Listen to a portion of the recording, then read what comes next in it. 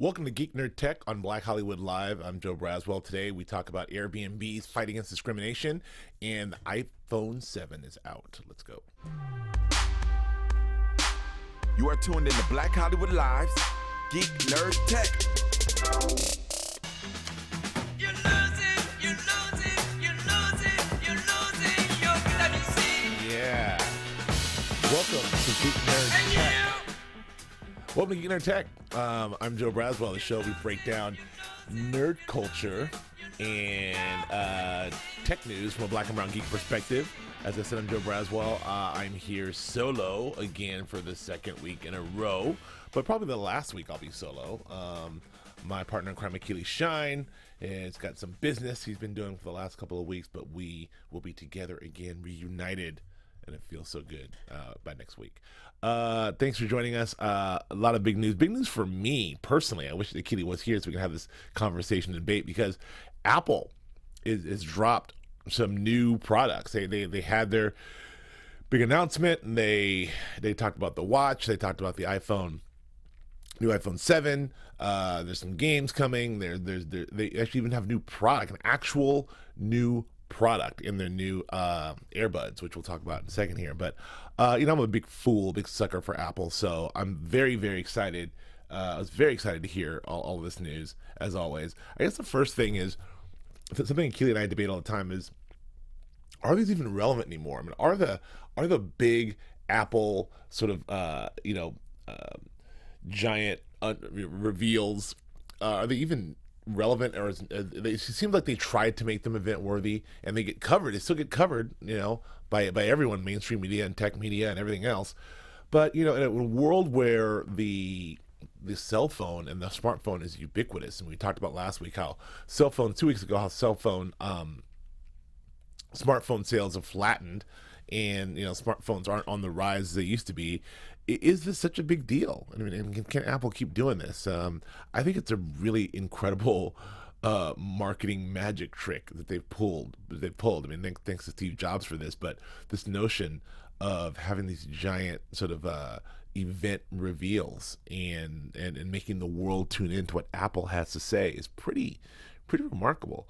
I don't know the data on in terms of how much these things are covered, or how much they're watched, or how much the impact has nowadays versus the old days. It'd be interesting to see if they've actually declined or flattened or increased, but they still do them. So this one started out with Tim Cook, CEO. They did a little something different. They did a sketch, a little sketch. They incorporated everyone's favorite Brit, Mr. James Corden, to do his carpool karaoke, and he picked up Tim Cook and took him to the keynote with Pharrell in the back seat, and they all sang, and they wore funny glasses. And it was quite funny and charming as it always is. It's a good opportunity to see Tim Cook sort of get out of his shell a little bit. Could you imagine in a billion years Steve Jobs doing a carpool karaoke? Like in 1 billion years, I don't think I can picture that. But so they did that, and I think it worked pretty well. And this is, of course, to commemorate the fact that Apple Music is going to have acquired a version of carpool karaoke that they will be airing on Apple Music. So, and not starring James Corden, but it's owned by James Corden and created by James Corden. So that's interesting as well. So, listen, let's get into it. They did a lot. One of the first things they talked about was the new Apple Watch, the much maligned Apple Watch, which I historically was on record a year ago saying, this is going to be the best thing ever. I'm buying 3 the first day. And Achilles was like, no, this is going to suck. Achilles was right. Sales were lackluster. The product had a lot of complaints.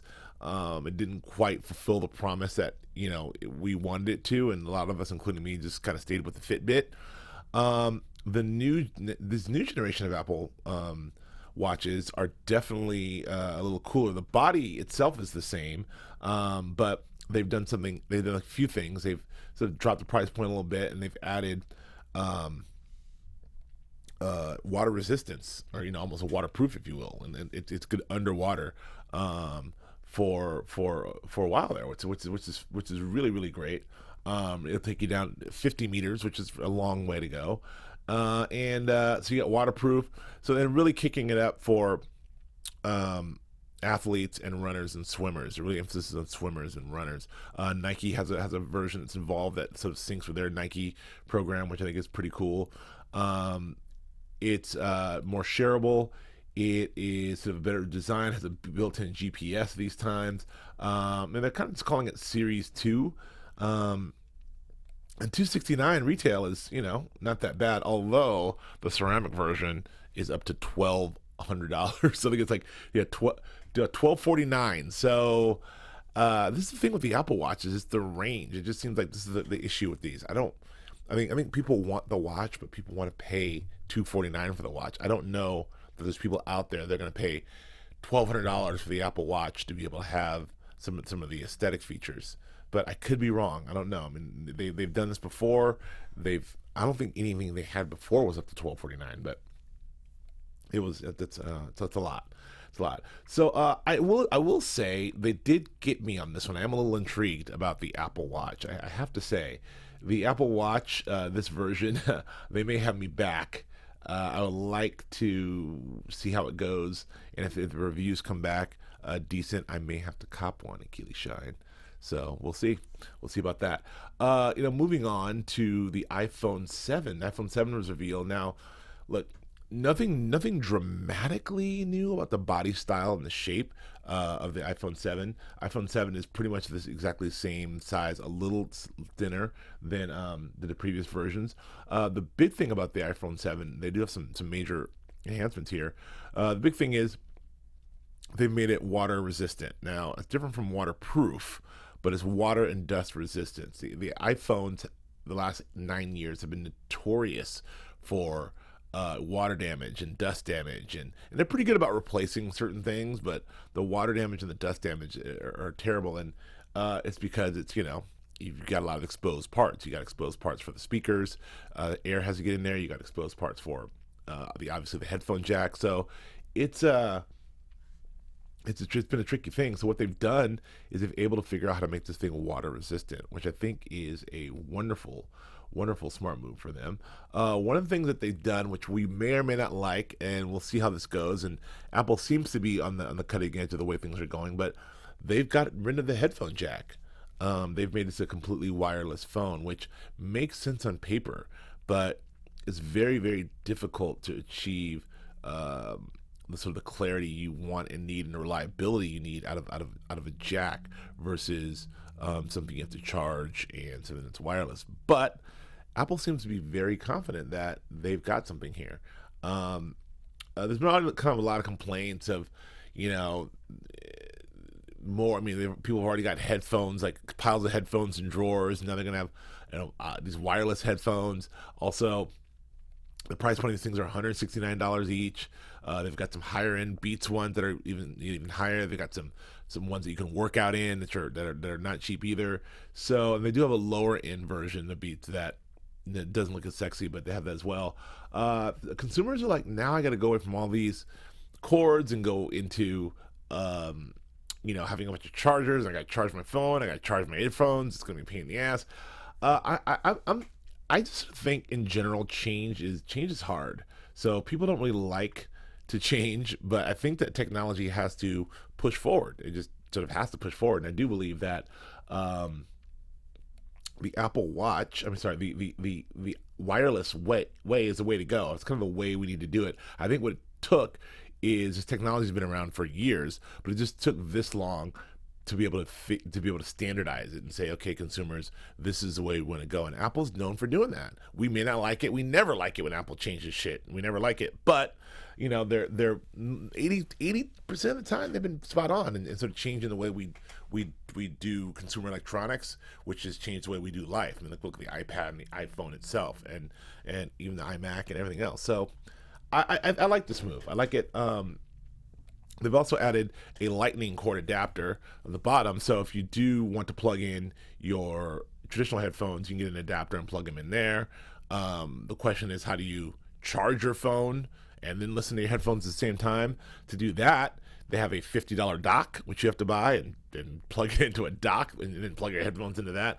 None of that seems very cool, but change is a bumpy road, and I'm kind of all for it. Where they get you every time, though, it's one thing to say they're going to change all this stuff, but all this stuff costs money. $50 for the docking station, $169 for the iPhones. You know, the jack, which is going to come standard in every package. But anyway, and they've also added a cool new color. That midnight, I think it's called Midnight Black, which is very cool. And they pumped up the memory. So before, the highest memory was 128, like I have here, and I thought it was a baller with my 128.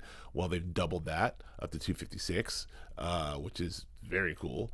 So the highest end is 256, the medium is 128, and then the low is 64. So Apple's recognizing that, you know, we are getting up to the point where we need, you know, a lot more gigs. A lot more gigs. You remember the days when they had Apple had the 2 gig and the 4 gig and the 8 gig? Like, that was it.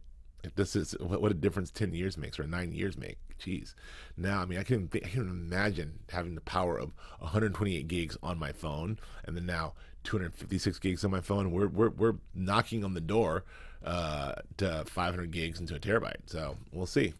It's also remarkable how they're able to just continue to innovate and make these processors faster and smaller, and this battery life longer, and the storage heavier. I mean, I think I mean, Apple doesn't get enough credit for the innovations they do on the tech side. But speaking of which, the battery life plans to be, if you own an iPhone 6, the battery life will probably be double what you get performance-wise out of your iPhone 6. If you own a 6S, probably 50% more, which is still pretty decent.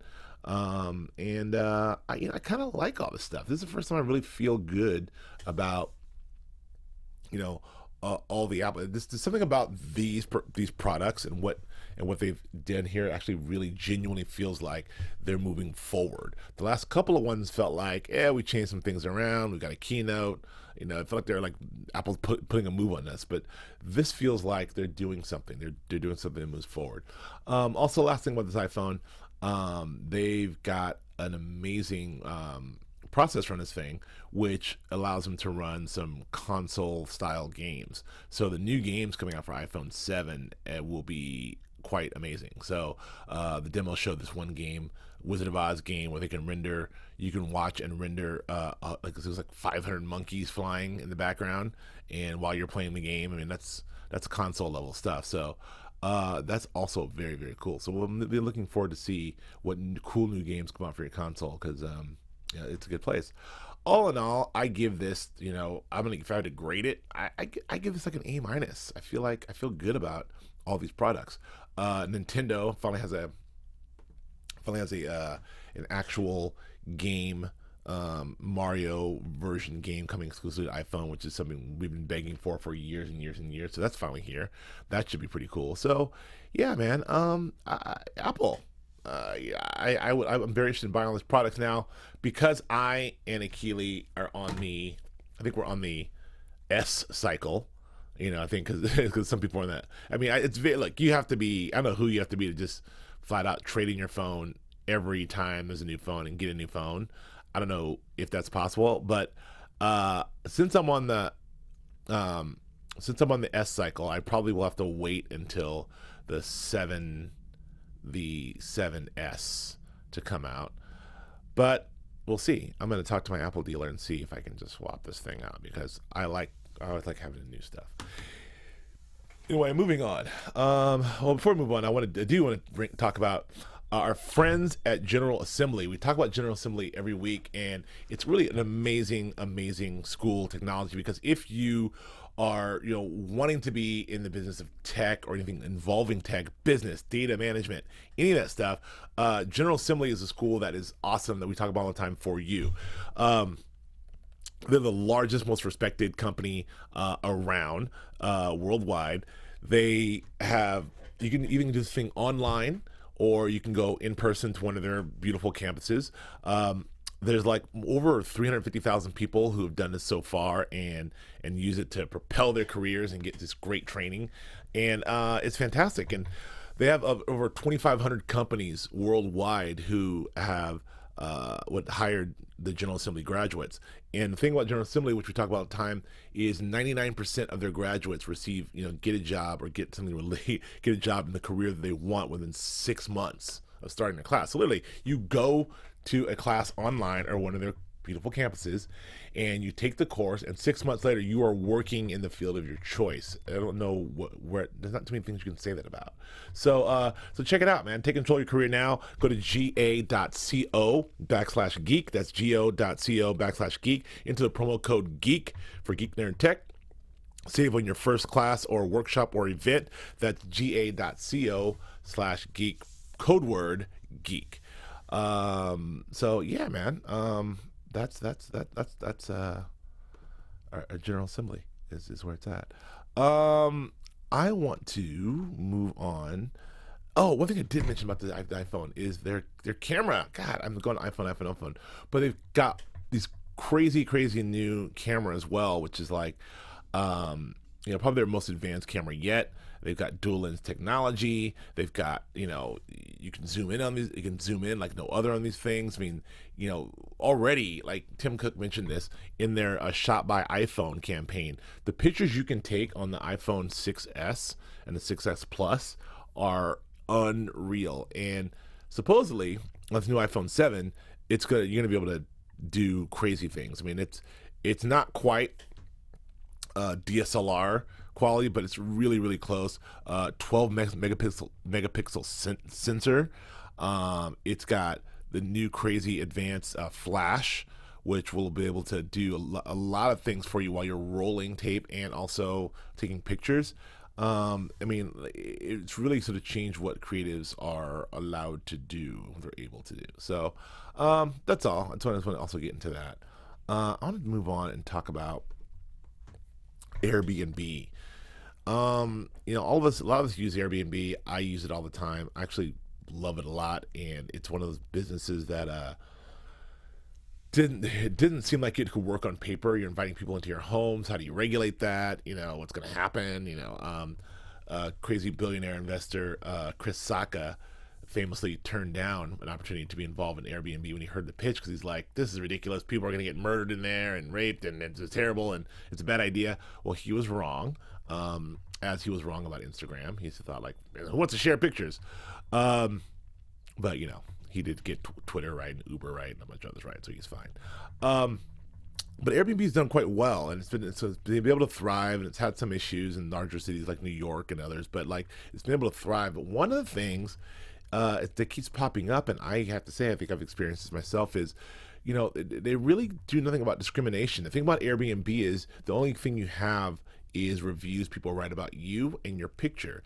And there's a lot of complaints from African Americans and Latinos who feel as though they do not get rented a place because of the color of their skin. And there's been all kinds of weird sting operations where someone has, showed their real picture as an African American and got turned down, and then submitted a picture as same person as a white guy and got and approved. So, I mean, look, you can't do anything about human nature, but this is a business, and this asks really interesting questions about, in the sort of shareable community world where we're asking individuals to sort of, where one company like Airbnb is empowering a bunch of individuals like us to go out and run these individual sort of businesses for individual businesses for the larger corporation. How do you regulate that? Same thing with Uber. Uber has now hundreds and hundreds of thousands of drivers in their employ all over the country and all over the world. And it's a lot of employees that are kind of like independent contractors, but employees at the time. So how do you monitor each and every driver and make sure that each and every driver is up to the standards of Uber? Same thing with Airbnb. They're trying to figure out how to deal with this racial discrimination things, and they've been sort of slow to react to it. And and the stats were there. I mean, there's 16% more often applicants being accepted than black sounding names or black photos. It's right in line with what we think are normal sort of prejudices are and discrimination rates are in this country, but it's something that Airbnb as a company doesn't want to do anything about. So they've got this disclaimer on their things now. If you're a renter, they have that disclaimer that says something to the effect of, we believe no matter who you are, where you're from, or where you travel, you should be able to be among the Airbnb community. By joining this community, you commit to treat fellow members of this community, regardless of race, religion, national origin, disability, sex, gender, identity, sexual orientation, or age, with respect, without judgment or bias. That's a well-crafted statement. Will that stop you as a renter from discriminating against disabled people or gay people or people of color? Who knows? But at least they're trying to do something to address it, which we'll see. Another thing here with Airbnb as well, there's a story about sort of the sponsored posts that are happening with people like Beyonce and Gwyneth Paltrow and it's tricky because people want to know. I think consumers want to know if the participants are being compensated to. Now we all know, if someone like Gwyneth Paltrow is shouting out Airbnb, thank you for the lovely birthday home in Turks and Caicos, like you gotta think that Airbnb is hooking her up. And I guess the question is, how much of that is is that supposed to make us as consumers want to go to Airbnb, or is that going to turn us off because we feel like that these celebrities we love are big upping Airbnb, but we know that Airbnb is giving them that for free? So how does this work? I guess it just speaks to what we already deal with in consumer branding, and there's something about doing these things online and having these things being posted where there's a certain honesty or a certain level of honesty we expect from Instagram and Twitter and all those other things. And I don't know, it's interesting. There's a bit of a backlash from the Beyoncés and Gwyneth Paltrow, and then latest is Kim Kardashian, who has this gigantic 5-bedroom, 6-bathroom penthouse that rents for about $10,000 a night.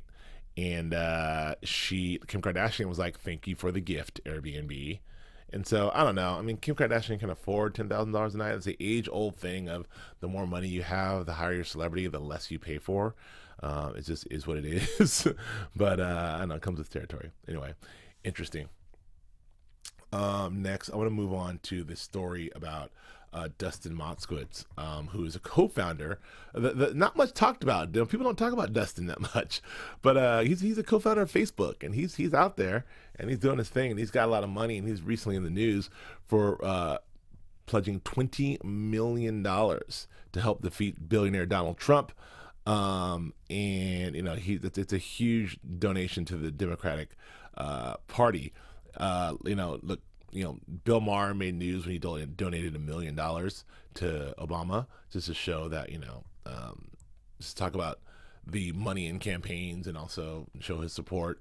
But $20 million to defeat Donald Trump, on a website called Compelled to Act.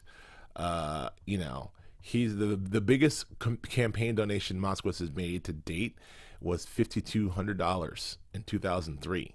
So that's a big jump from $5,200 to $20 million. So you feel very strongly about this. I'm just laughing because people don't know about Moskowitz, and he's in the cut. He's a co-founder of ISIS, and he's got a shitload of money. So good for him. Next, I want to talk about Ford, but before I do that, I want to talk about our pals at DraftKings. Football season's here. It started today. Actually started Thursday, and I started my fantasy league. I also started my DraftKings games as well. DraftKings is great because you can share in $100,000 in DraftKings in DraftKings money this weekend. DraftKings is hosting a free contest this weekend for $100,000 in total prize up for grabs. DraftKings is the destination for fantasy football. Again, you don't have to have these season-long commitments. You can just go for 1 week at a time, pick your team, play against individual, play against a bunch of people, draft your players, and you go live. There's also 50-50 contests where The top half of all entries win cash. So there's all kinds of ways to win in DraftKings.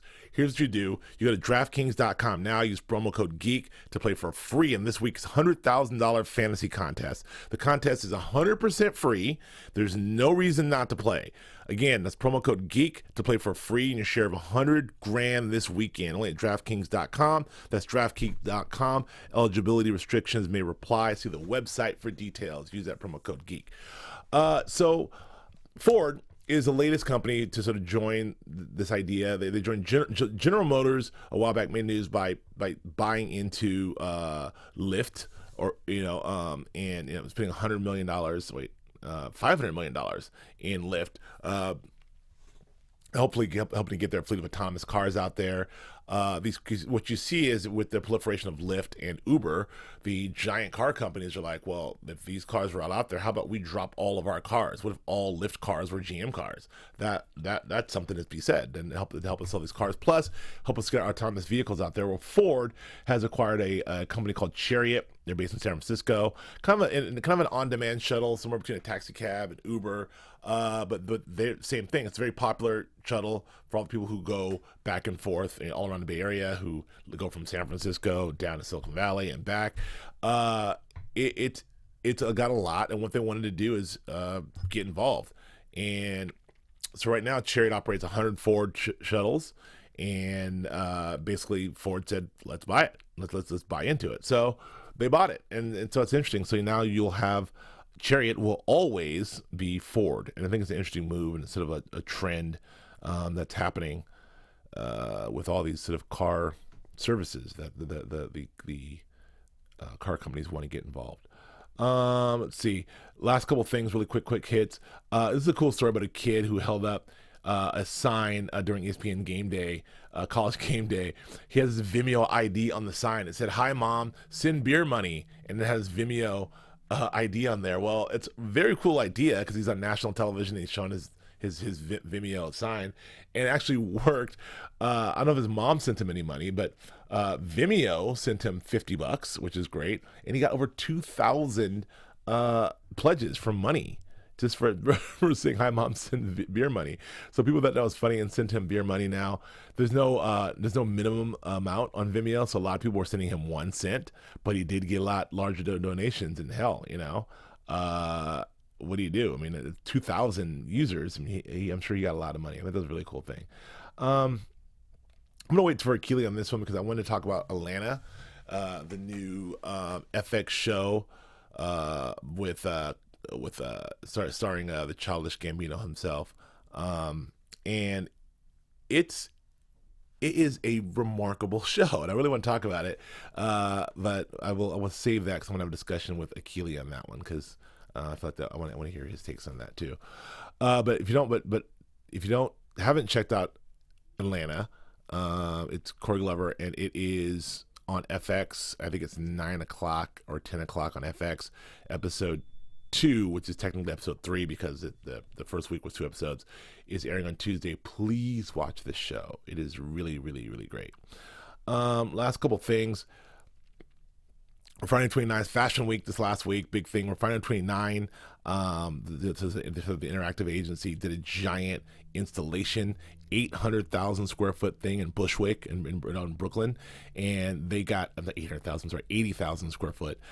They got all these sort of folks, big brands like Ford and Michael Kors, and the show Broad City, R.B. Jacobson from Broad City, Lady Gaga, the Hillary Clinton Foundation, all have these rooms, these themed rooms, talking about like a lot of the themes that they talk about on the site. So whether it's body positive image or green cars or voting, and it's this sort of really giant experiential kind of fun house, which I think is very cool. You don't think as Fashion Week as having, some goofy, fun, gimmicky things like that, but this was sort of like a giant, I guess it's like, you can call it an art installation in one way, but you can also call it kind of a weird fun house with a lot of interactive things like listening rooms and giant balls that you can, swim around in, and it's really cool. So I thought that was fun.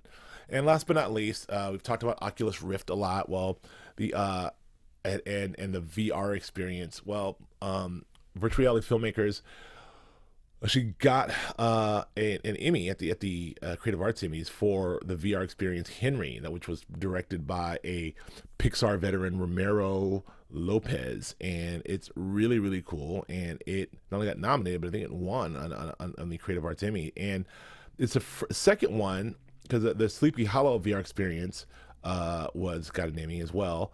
But this kind of shows that, we're really pushing the world of VR out of like a experiential sort of fun house, if you will, to an art form that you can use for active storytelling. So animation is a good place to start. Gaming is another place to start, but we'll see where this goes, how this will go into traditional filmmaking, traditional television, traditional narrative, but something to keep our eye on.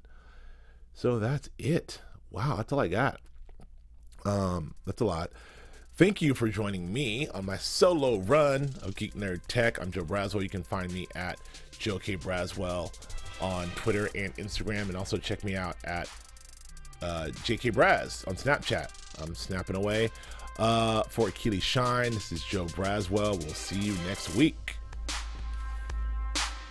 From executives Keven Undergaro, Dario Kristen, Tiana Hobson, and the entire BHL staff, we would like to thank you for supporting Black Hollywood Live, the first online broadcast network dedicated to African-American entertainment. For questions and comments, contact us. info@blackhollywoodlive.com. Like us on Facebook, tweet us, or Instagram us at BHL Online. And I am the official voice of Black Hollywood Live, Scipio, Instagram at KingXOBay. Thanks for tuning in. Hollywood Redefined. The views expressed here are those of the host only and do not necessarily